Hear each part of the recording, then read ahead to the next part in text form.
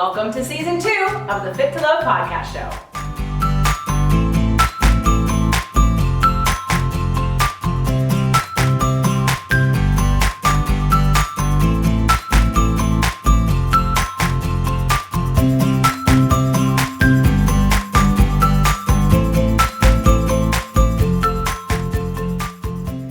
Welcome to Fit to Love, Movement Mondays, all about exercise, all about movement, all about you.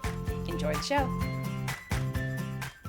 Having a hard time losing weight and can't figure out why? Did you know there are 7 factors that contribute to weight loss resistance? Come on over to fittolove.tv/quiz and find out if one of those factors is sabotaging you.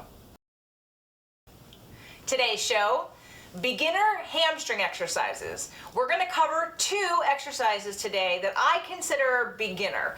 And I believe that everyone should start here for the reason that you really want to be able to activate your hamstring muscles with your brain. There are a lot of different ways to do exercises. If you're just doing a motion and you're not connected to the muscle, you don't know what you're feeling. And so really it's important, especially for hamstrings, to activate, create those motor patterns and that neural pathway by thinking about it and really connecting to it. That way you get what you want out of it. You're actually going to get hamstring muscles versus other muscles that may come into play, such as your glutes. So we're going to start off with a regular bridge. Most people know what a bridge is, but most people are doing it improperly. So we're going to start with your feet hip width apart, and I'm going to lay down on the ground.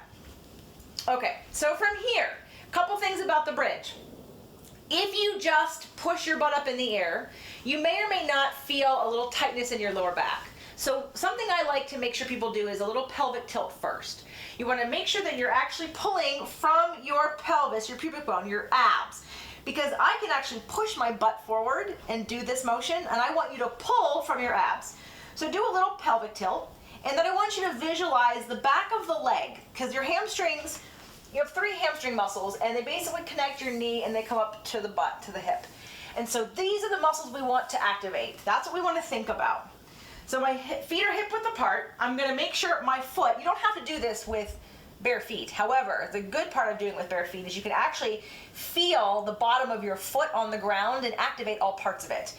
You don't want to roll on the outside of the feet. You actually want to use the whole foot like a claw. Don't do too much pressure, but you want to activate your whole foot to make sure it's on the ground. And you want your knees to be parallel. You don't want your knees to bow out or relax your hips into rotation. So we're going to keep our knees parallel, our feet close to our butt.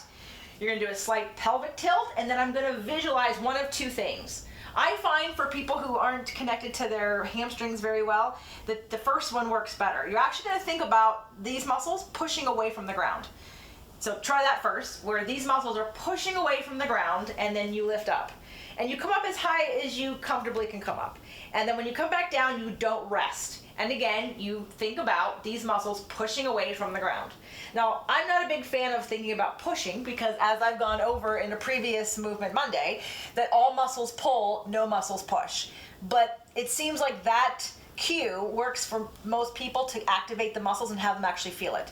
So if you're more of a advanced beginner, I want you to now move from pushing with these muscles to pulling. You're actually going to pull from the back of the knee up towards the butt. So I want you to imagine that muscle shortening. So from the back of the knee, that muscle is pulling up towards my butt and shortening, which causes me to be in this position. So this is a basic bridge. And I would recommend starting out, again, make sure your pelvis is tilted. If you start to feel your lower back, tilt a little harder, but maintain that you're visualizing all the way up the back of the leg to make sure that you're feeling your hamstring muscle. So this is a basic bridge. And again, if you are not feeling your hamstrings, take it into a position and hold isometrically and really visualize what's going on down here in the contraction of the muscle. So that way your brain starts to activate and you can actually feel your hamstring muscles.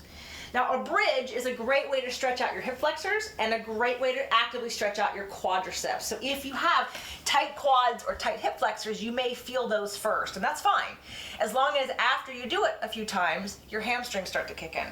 Now, for some people, because of your torso length or your leg length, this might not be hard enough. Maybe you get it and it only takes you a few times to get it. So my recommendation, that's still kind of a beginner exercise, is to do it on a ball. So I'm going to roll the ball over, and again, make sure the lines on the ball are straight and even with your body. How far the ball is away from your center determines how hard it is. So, you know, if you want to start out with it a little closer, a little more leg on the ball, that's fine. And as you get comfortable, you can push the ball further away. So bring the ball in, straddle the middle line. Same idea. You might want to do a little pelvic tilt and visualize the back of the legs either pushing away from the ball on the floor or pulling from the back of the knee all the way up to the butt. Now, of course, this is harder because there's now instability. I now have to use my core to balance as I bridge. So there's dynamic stability happening at the same time because my feet aren't on the ground. But for some people, if a bridge is not enough, this is still, I still kind of think it's a beginner exercise. It just definitely is harder. So start with the one on the floor first and then try this one next. Another tip about the ball bridge, make sure that your knees and your toes are facing the same way you are, the ceiling. A lot of times we want to externally rotate, but when you externally rotate and open up, you actually change the position of the hamstring. So we're not going to actually target it quite as well as if you're in alignment structurally on the ball. So bridge, try that first, regardless of if you think it's too easy. Just make sure that you are connected to your hamstrings. And then if you are and it's not hard enough, then move to the ball. Recommended sets and reps, I'd start with 2 or 3 sets of 25 to 30 reps at about a 4-second pace. If that's too easy and you never fatigue and it never gets hard, then definitely move from the regular bridge to the ball.